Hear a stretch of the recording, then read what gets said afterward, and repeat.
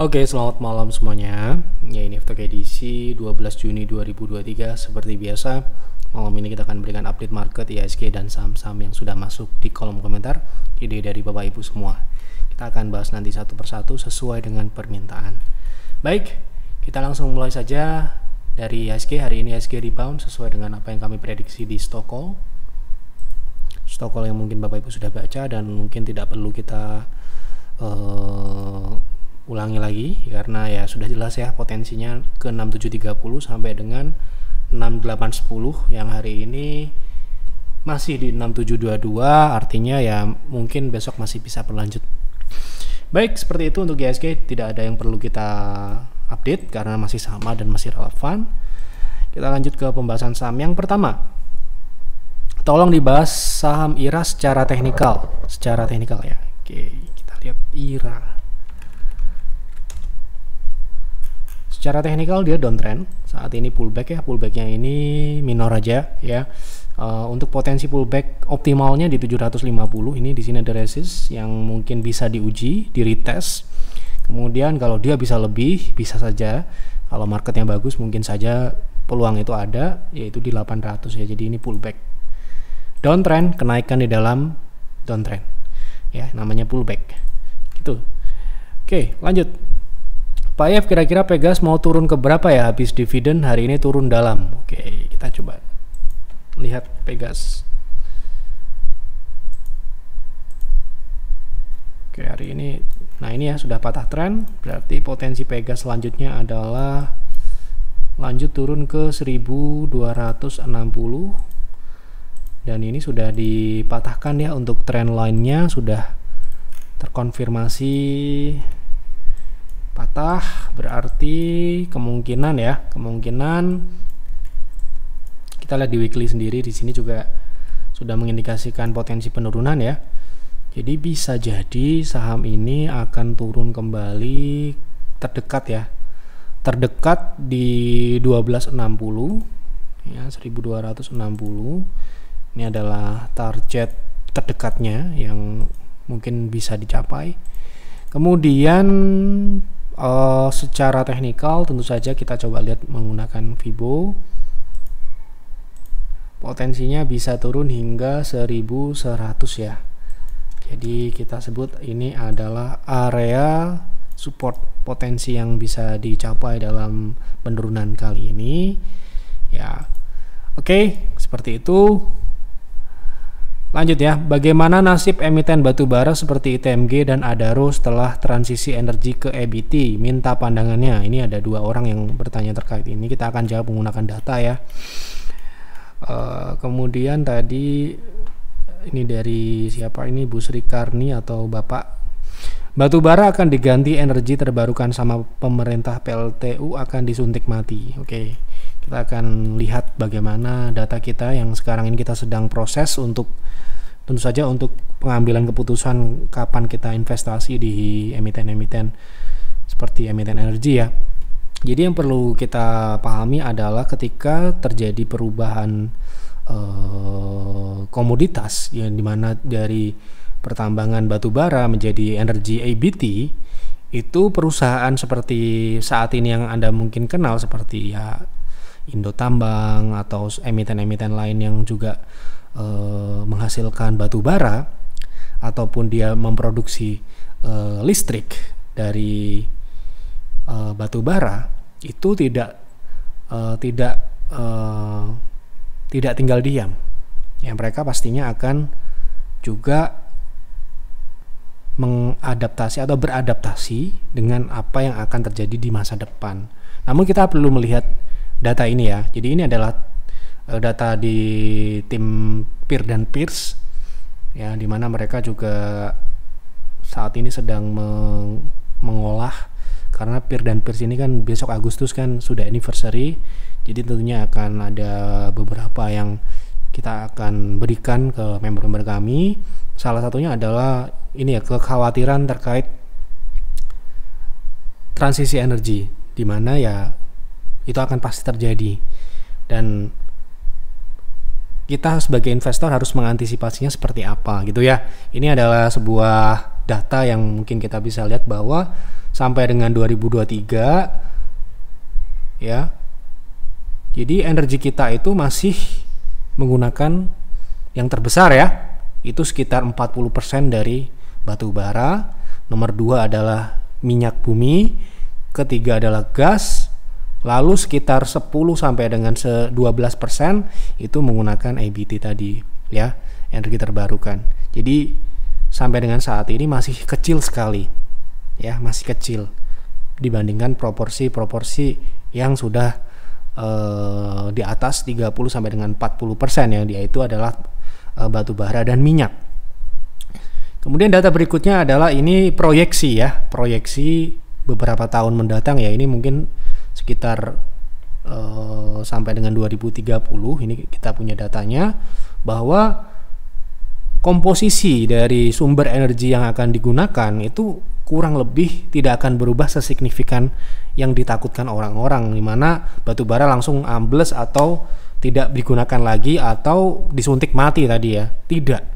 Ini SDM ya, kita juga ada data SDM yang kita jadikan data primer dan kita olah, dan seperti ini hasilnya, bahwa sampai dengan 2030 penggunaan GFPP itu masih akan, ini batu bara ya, ini yang warna hitam, ini masih akan tumbuh ya.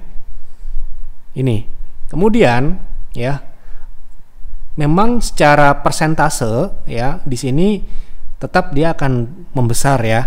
Di sini datanya seperti ini. Ini data yang juga saya ambil ya. Jadi ya ini adalah bukan tugas saya. Jadi saya cuma akan menjabarkan apa yang data yang diperoleh mereka. Jadi seperti ini. Jadi apakah akan disuntik mati? Ternyata tidak. Ya.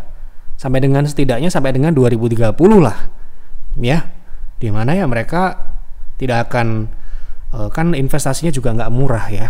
Gitu. Jadi dan mereka juga sudah investasi sejak lama dan besar biayanya di batu bara. Jadi nggak akan semudah itu, karena kebijakan itu lagi-lagi juga akan ada pengaruhnya dari, tentu saja dari perusahaan-perusahaan besar ya. Jadi nggak mungkin pemerintah itu seenaknya sendiri membuat kebijakan, pasti ada pengaruh dari pengusaha dan juga perusahaan yang bergerak di sektor energi gitu ya. Jadi nggak bisa seperti itu, karena ya lagi-lagi nilai investasinya nggak murah ya gitu. Jadi pola pikir yang pragmatis tiba-tiba batu bara nggak ada itu perlu direvisi atau perlu dikoreksi. Setidaknya sampai dengan 2030 penggunaan batu bara itu masih akan meningkat ya. Ini adalah proyeksinya ya. Kemudian untuk EBT ini memang juga mengalami pertumbuhan secara proporsi ya gitu. Jadi artinya memang benar adanya peningkatan penggunaan EBT, tapi tidak akan mengalahkan batu bara ya, karena di situ memang paling murah dan paling banyak ya saat ini, dan investasinya mungkin sudah berlangsung sejak lama. Dan kalau misalkan harus berpindah ke secara pragmatis, secara jangka pendek ke EBT, itu akan sangat besar resikonya gitu ya. Nah, akan sangat besar yang dikorbankan gitu ya. Jadi nggak akan segampang itulah, butuh puluhan tahun ya gitu. Dan kalau kita cermati di sini juga, ini data emiten-emiten yang saat ini sudah mulai bertransisi juga. Jadi jangan salah ya, ketika batu bara itu misalkan turun, perusahaan-perusahaan yang saat ini Anda kenal sebagai perusahaan batu bara, dia tidak mungkin akan berevolusi juga sebagai perusahaan green energy gitu ya. Jadi pola pikirnya itu juga harus diluruskan nih. Banyak orang yang wah ini bakal sunset nih perusahaan ini gitu, misalkan Bukit Asam atau ITMG gitu ya. Padahal mereka juga sudah berinvestasi, misalkan nih seperti TBS ya. TBS itu 50% CAPEX itu sudah masuk di situ, di green energy ya. Kemudian kalau kita lihat di Indika misalkan itu 39%, ITMG 5%. Artinya mereka sudah mulai bertransisi juga secara revenue stream. Jadi mereka sudah mulai punya anak usaha atau mereka punya joint venture untuk mengantisipasi potensi-potensi di EBT itu sendiri. Jadi bukan berarti kalau misalkan nanti suatu saat nanti tidak di dalam jangka pendek ya batu bara itu sudah tidak digunakan, mereka tetap akan eksis karena mereka juga pasti akan beradaptasi bisnisnya gitu loh. Jadi ini perlu diluruskan ya seperti ini. Namun yang perlu kita harus tahu adalah siapakah yang paling baik dan paling adaptif. Nah ini ya, dan kita pun juga sebenarnya sudah mengantisipasi ini sejak 2021 ketika Pierce Private Investing Room Syariah invest di saham Kencana Energi gitu ya. Dan tahun ini kita juga sudah mulai masuk di saham itu di PIR ya, tapi tidak di KIN ya, beda. Ini kita lihat memang secara diam-diam ya, dia mulai naik dan ternyata memang ada sumbangsi dari situ. Ya isu-isu itulah yang dipakai untuk mendongkrak naik. Tapi sahamnya memang sekarang ini belum senaik KIN ya.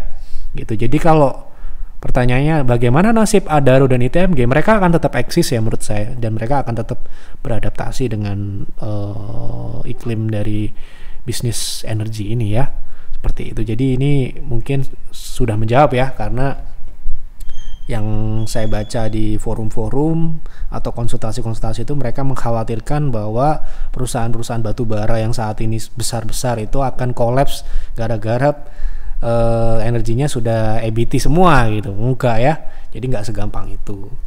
Oke,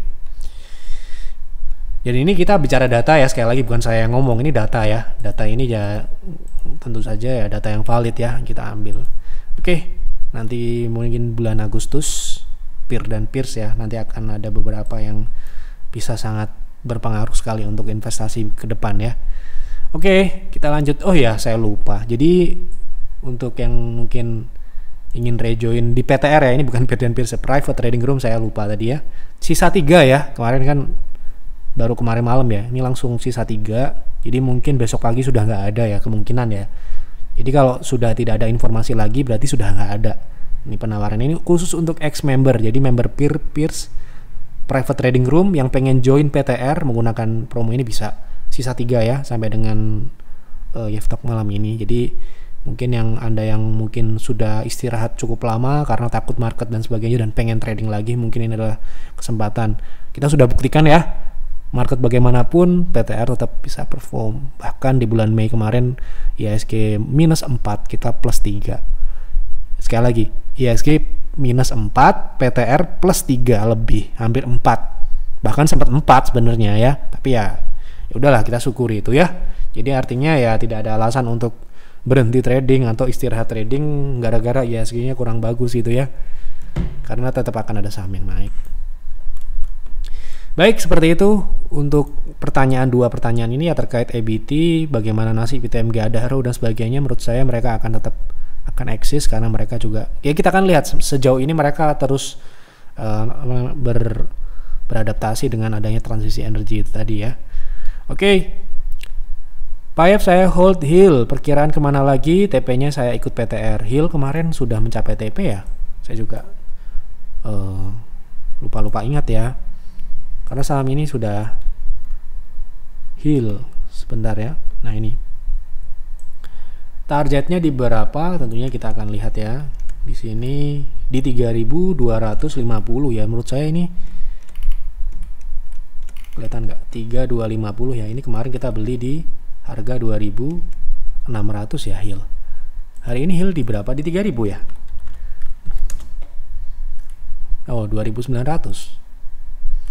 Jadi potensinya ke 3.200 ya. Itu adalah target berikutnya. Hari ini sudah meretest 3.000, jadi mungkin akan proses ke sana. Jadi yang mungkin masih hold ya, itu targetnya. Anda ikuti saja apa yang ada di Private Trading Room, sudah jelas ya di situ.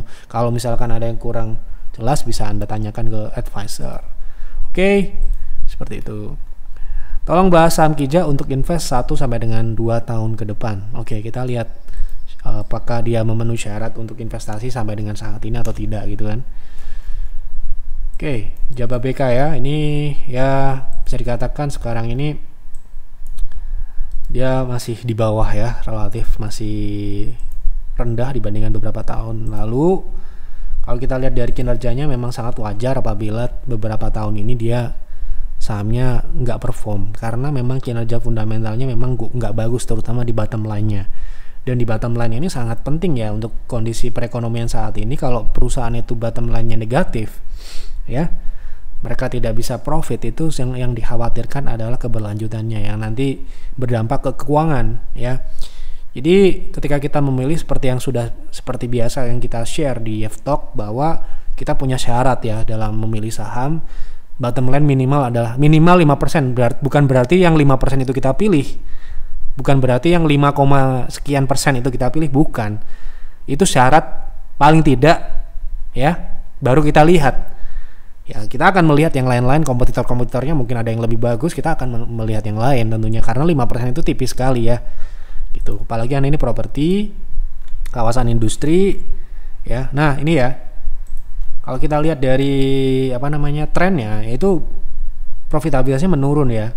Bahkan di tahun 2022 ini, ya, yang dimana perekonomian sudah mulai membaik ya, itu masih berada di dalam tren turun ya untuk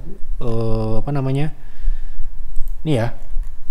Nah, ini tren turunnya ini ya. Jadi kalau kita lihat dari tren turun profitabilitasnya, NPM-nya ini minus ya sekarang ini. Jadi ya kita nggak perlu lihat-lihat yang lain. Kalau Anda bertanya saya akan lihat ini aja sudah cukup. Ini menurut saya nggak layak untuk saat ini ya. Kita akan lihat dia akan membaik seperti apa. Yang jelas sekarang ini dia belum ada perbaikan gitu ya. Jadi kalau kita lihat dari saat ini dia 7%, dan 7% itu pun memang dia naik turun ya, sempat 20%, habis itu minus lagi. Nah, ini yang nggak bagus. Jadi bisnis yang bagus itu dia stabil, kalau bisa dia tumbuh bottom line-nya gitu ya. Dan juga dia organik, dihasilkan dari sejauh ini kalau kita lihat dari Kija ini sebenarnya operasionalnya cukup bagus ya. Namun ini memang masih bottom line-nya masih kurang layak ya. Jadi mungkin ya kita akan lihat nanti kalau dia sudah mulai stabil dan mulai bagus ya bottom line-nya. Sekarang ini menurut saya belum. Seperti itu. Saham masa kepemilikan saham masyarakatnya sangat sedikit, tidak mencapai sesuai ketentuan bursa. Apakah ada kemungkinan go private? Mungkin saja. Bagaimana secara teknikal, apakah bisa untuk swing karena sebelum harga mencapai 6.000 saat ini 3.000-an? Ini pertanyaannya sedikit tidak sinkron ya. Ini ya pembahasan yang atas ini, yang paragraf atas ini kan pembahasan untuk investasi ya, go private dan sebagainya. Nah, di bawah ini untuk swing, jadi ini kurang sinkron ya. Jadi ya kita akan coba lihat swingnya itu seperti apa. Yang jelas untuk multistrada ini sepertinya tidak terlalu liquid, jadi buat kami tidak mungkin ini mau naik seberapa pun tidak akan masuk rekomendasi, karena ya tidak cukup untuk kita tradingkan ke jumlah barang beredarnya ya, seperti yang Anda bilang tadi 7% ya. Jadi lotnya cuma 1, 2 gitu kan, nggak mungkin. Nah, sekarang ini potensi swingnya seperti apa? Sementara ini kita lihat dari daily sendiri memang saham ini malah turun ya. Mungkin potensi swingnya masih di EMA 60 3970 untuk kembali ke 6.000 atau 7.000 ini sepertinya masih sulit untuk ke sana untuk saat ini ya. Jadi kurang liquid, kemudian saat ini secara teknikal kurang bagus menurut saya. Tolong bahas SCMA apakah mulai reversal uptrend jangka menengah, terima kasih. Oke. SCMA apakah sudah mulai jangka menengah reversal atau uptrend ya? Belum ya? Jauh sekali dari kata uptrend. Menengah kita pakai weekly atau daily. Ya. Nah, ini masih daily pun dia masih memang potensi naik ya ke 168, tapi bukan berarti itu uptrend. Saham yang Anda lihat uptrend naik itu belum tentu uptrend. Anda harus lihat dulu chartnya seperti apa ya. Seperti itu. Jadi misalkan tadi ada konsultasi PTBA belakangan ini sahamnya grafiknya naik ya. Harga sahamnya naik, tapi bukan berarti dia uptrend. Ya, ini perlu diedukasi ya masyarakat yang mungkin masih baru-baru, pemula-pemula yang masih baru yang belum mengerti apa itu uptrend, apa itu downtrend, apa itu kenaikan di dalam tren turun. Nah, di Yeftalk ini saya harapkan banyak orang yang menjadi ternyata saham itu nggak naik terus ataupun turun terus, ada koreksinya. Koreksi itu yang dinamakan throwback kalau dia uptrend, atau koreksi turun di dalam tren naik. Seperti SCMA ini namanya pullback gitu ya. Jadi ini perlu ya ini penting, karena lagi-lagi kita memposisikan diri, kita mau swing trade ya bisa, tapi kalau kita bilang mau reversal uptrend berarti kan dia mau trend following mungkin ya, jadi belum bisa gitu loh, saat ini belum memenuhi syarat. Mau analisa untuk saham WIRG gimana potensinya?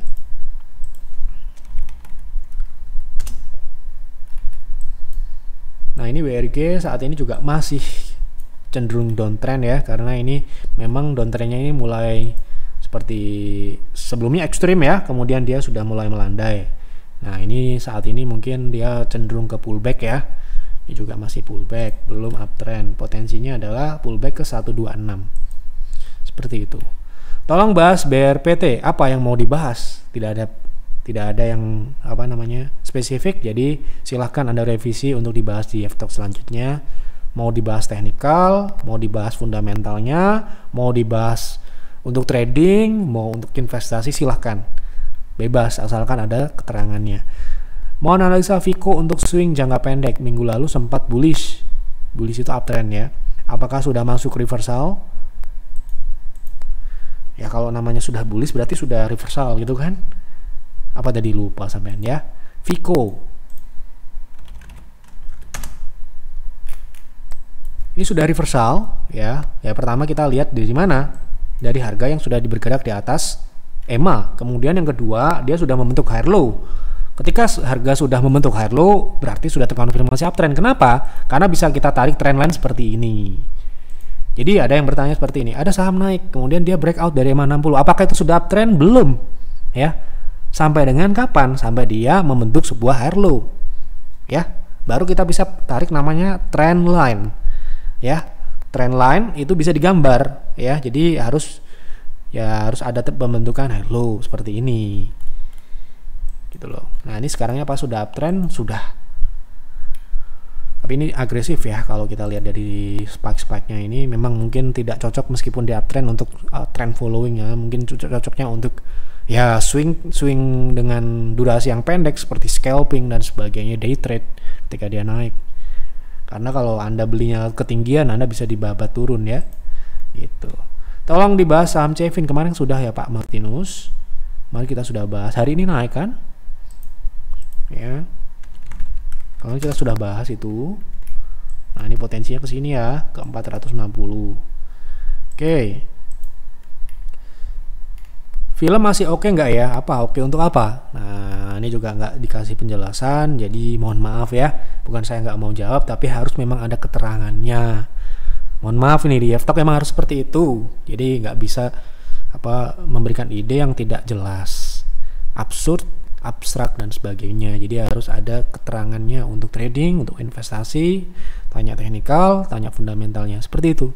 Ya, meskipun ini gratis, tapi tidak boleh asal-asalan dalam berkonsultasi ya. Oke, seperti itu yang dapat saya sampaikan. Sekali lagi bagi Anda ex-member yang pengen rejoin private trading room ya, sisa 3 sampai dengan malam ini ya. Mungkin setelah F-Talk ini akan berbeda, saya nggak tahu, silahkan Anda tanya ke admin di WA ataupun di Telegram. Itu saja yang dapat saya sampaikan. Mohon maaf apabila ada kekurangan atau kesalahan dalam penyampaian di F-Talk malam ini. Jangan lupa untuk mendukung kami dengan klik like, dengan subscribe, dan boleh di-share ke teman-teman Bapak Ibu yang juga trading dan investasi saham, diajak nonton di F-Talk. Selamat malam dan selamat beristirahat.